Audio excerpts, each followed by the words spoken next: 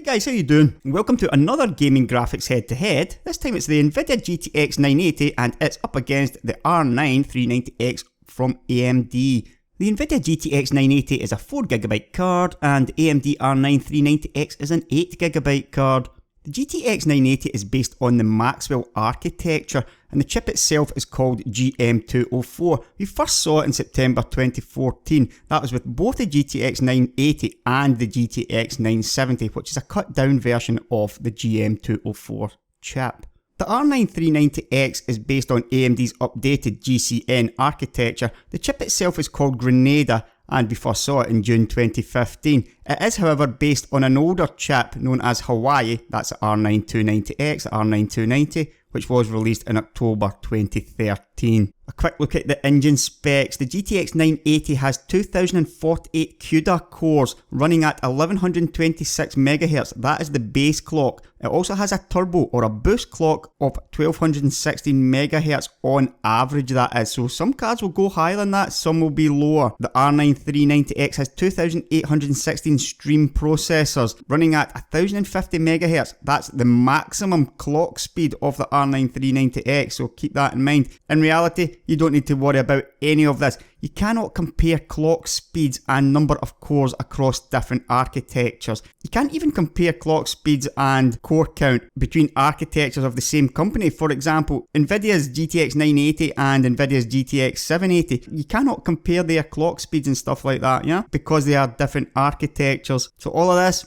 absolutely meaningless. Just forget you ever read it. Right, now moving on to the memory specs. The GTX 980 has 4GB of GDDR5 memory and the R9 390X has 8GB of GDDR5 memory. Now, a lot of people buy cards based on the amount of memory. In all honesty, none of these cards is capable of truly making use of 8GB of GDDR5. I would go as far as saying both cards would run out of steam before they really were able to use 4GB of GDDR5. Obviously, however, you can't go wrong with having more. Just be aware that it's pretty much for marketing purposes and not much else. Now, the speed of the memory, 7GB per second for the GTX 980 versus 6GB per second for the R9 390X. That's only half of the story though, because the GTX 980 only has a 256-bit memory bus compared to the R9 390X's 512-bit memory bus. So effectively, that 6GB per second number for the R9 390X, you can double that. And that is the effective bandwidth. The big number below, 224GB per second for the GTX 980 compared to 384GB per second for the R9 390X. The R9 390X has over 70% more memory bandwidth. This is the important thing, especially as you up settings and increase the resolution of your gaming. More bandwidth really starts to count. The GTX 980 does, however, have a technology called delta color compression, which, while it doesn't completely make up the gap, it is a really big gap in bandwidth, yeah, it does make up a little bit of the difference, so it's not quite as bad as it looks.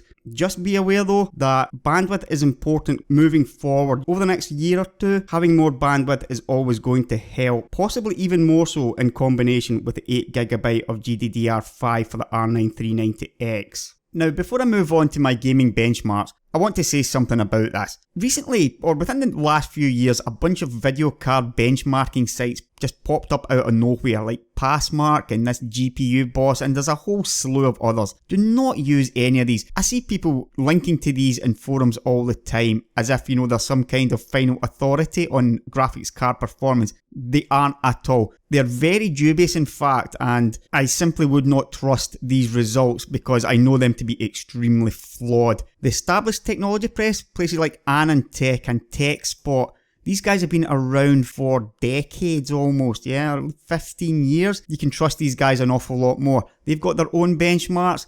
This is what these guys do for their job. Stuff like this Passmark, these aren't even based on games, yeah. These results here, they're based on synthetic benchmarks. One single synthetic benchmark giving these results, and people think that this is how they perform in games.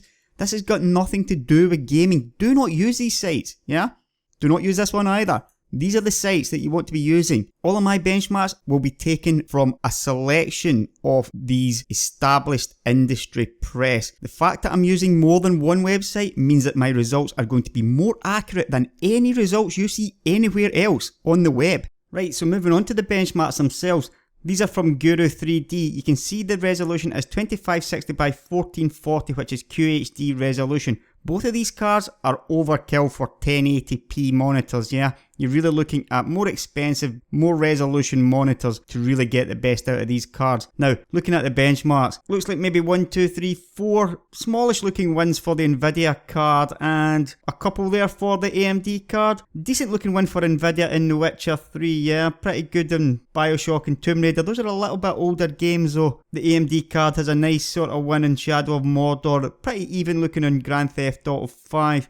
Now moving up to 4K resolution, remember what it was I said about the bandwidth? This is when you start to see the AMD cards starting to win a bit more. It starts to pull away a tiny little bit in Grand Theft Auto 5, pulls away further in Shadow of Mordor and in Battlefield Hardline. The Nvidia card still does pretty well though in the games it was doing well before, like Witcher 3 and Bioshock Infinite. Moving on to the Hardware Canucks website, again we're back at QHD resolution. A few more games tested here. There's a big one for Nvidia in Dying Light. Dragon Age Inquisition, quite a good one for AMD card though. And again, you see the AMD card winning in Hitman Absolution and Grand Theft Auto 5. And this one, the AMD card also does well in Witcher 3 and Tomb Raider. You get that sometimes. The same games have different benchmarks, different ones, depending on the scene really. Again, when you move on to the 4K resolution, the red bars start to get that little bit higher. Good one again for the AMD card in Battlefield 4. It continues its win in Dragon Age Inquisition. It pulls further away in Hitman Absolution and Tomb Raider. Strangely though, the Nvidia card now wins in Grand Theft Auto 5. Again, that's just different settings, different scenes. Looking at the TechSpot QHD resolution games, Nvidia cards seem to do slightly better here. That's 1, 2, 3, 4, 5, 6. They win all of them in fact at QHD resolution. Not by an awful lot, but you can clearly see that Nvidia's doing better there. However, once again, as soon as you move up to the 4K resolution, you see the AMD cards clawing it back. There's now a win for the 390X and Sleeping Dogs, for example. Over at Tech Power Up, you can see that the GTX 980 is a tiny couple of percent faster than the R9 390X. This is over about 20 different games at the same QHD resolution. Once again, when you move up to 4K resolution, you find that the R9 390X just starts to pull away that little bit. Again, over so many games, you've seen it in 3-4 different websites. When it comes to higher resolution gaming, the AMD card catches up and just pulls away just that little bit, and that's mostly about that bandwidth I was talking about earlier. The sum total of that means the GTX 980 is 3% faster at QHD resolution, and it is a tie at 4K between the cards. So AMD's done pretty well. The 290X was about 12% slower than the GTX 980, and with what is pretty much the same chip, they've managed to get that down to basically what I would say is now a tie. Just be aware though, the AMD card does draw quite a bit more power. The GTX 980, the Maxwell architecture is very, very good when it comes to performance per watt. So the running costs of the AMD card going to be that little bit more. The card, however, is quite a lot cheaper, so that isn't really too much of a worry. Looking at today's prices, the R9 390X is $430 compared to $500 for the GTX 980. In Britain, that's £350 for the R9 390X, £390 for the GTX 980, and the euro prices are €496. That seems an awful lot actually for the R9 390X, and €545 for the GTX 980. Now, it's not all just about benchmarks and frames per second, of course. Features are very important too. You generally find that both companies have very similar technologies, so we'll have a quick look through this list. SLI and Crossfire. This is basically multiple GPUs, multiple cards working together to increase the frame rate. The general rule here is Crossfire is slightly better than SLI. You get smoother frame rates and you get higher frame rates with 2-3 AMD cards compared to the Nvidia cards. On the flip side, Nvidia tends to get more games compatible with SLI in the first place, yeah? G-Sync versus FreeSync. Nvidia came out with G-Sync about a year earlier than AMD got their FreeSync out. G-Sync is not free, however. You do pay for that. You need to get specific monitors that are G-Sync compatible, and that does add quite a large cost to the monitor. FreeSync is theoretically better, however, it's not really being seen in practice yet. It is free. Yeah, you've got companies like Samsung and Asus bringing out some pretty decent monitors. However, some of the other monitors maybe not quite so great, so you've got to be very careful when you're purchasing a FreeSync monitor. Theoretically better, in practice, G-Sync monitors are a little bit better right now, but going forward, I can't see any possibility for G-Sync to survive simply because FreeSync is free. Nvidia will probably be forced to adopt AMD's FreeSync standard at some point in the future. Now, NV Surround versus Eyefinity. This is the ability to have multiple monitors, yeah, which I actually use myself.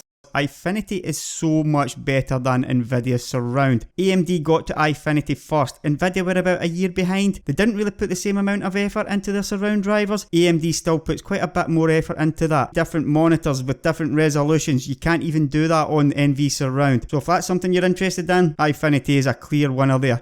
Shadowplay versus VCE or Raptor. Shadowplay is slightly better. This is the one that allows you to record your gameplay of videos and stuff like that, yeah? Shadowplay is slightly better. Again, Nvidia got there first. DSR versus VSR. This allows you to upscale. We talked about the QHD and the 4K resolutions, yeah? But DSR and VSR, which stands for Dynamic Super Resolution and Virtual Super Resolution, you can upscale your games. Even if you've only got a 1080p monitor, you could actually upscale these games to 4K using the graphics card and then display them on your 1080p monitor. You get a sharper picture. It looks really quite nice. Both of them are around about the same, although Nvidia did get their technology out first. Looking at physics versus true audio, I don't really rate either of these technologies. I would have to give this one to physics, however, as there are games out there that use it. I think I know of one or maybe two games that use true audio. True audio is pretty neat, and it may be pretty neat in the future, but right now I have to give it to physics. But I'm not exactly caring about either of those technologies. Both companies are equally capable with a 3D. However, I would have to say that neither of them particularly care about it that much these days.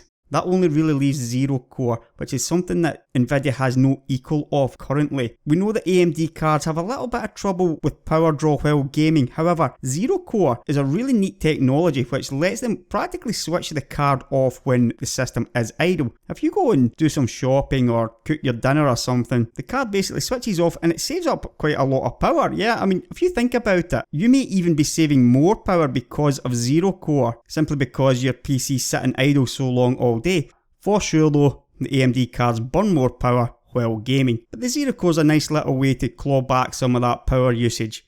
Looking at the features overall, I have to give this one to AMD. Crossfire is better, I just wish AMD would fix their drivers a bit more fast than they do. FreeSync again, why would you pay $150 extra for G-Sync when FreeSync is basically better, it just needs the proper monitor. Eyefinity so much better than NV Surround, it's not funny. Shadowplay and Raptor, they're pretty much the same thing in reality. DSR, VSR, again, they're the same thing. Physics is not really used that much, neither is True Audio. I don't think anybody cares about 3D anymore, and AMD has the Zero Core feature that Nvidia doesn't have. R9 390X has a pretty clear win on features compared to the GTX 980. Now, the last thing I want to talk about before my roundup is virtual reality. Virtual reality is coming next year and it is going to be huge. You might not think you're interested in it yet, but you are going to be. Oculus, who make the Oculus Rift, released their specs for what is going to be their consumer version of their headset. And they suggested an R9 290 or a GTX 970. So clearly, both of these cards are a little step up from what their recommended spec was. There's a couple of things I want to talk about though. AMD is better positioned in virtual reality. They've got a real jump over Nvidia in this right now. Pretty much similar to what they had with Eyefinity, with Eyefinity being out so much faster than NV Surround. AMD has a technology called Liquid VR, which is basically a bunch of drivers for their cards.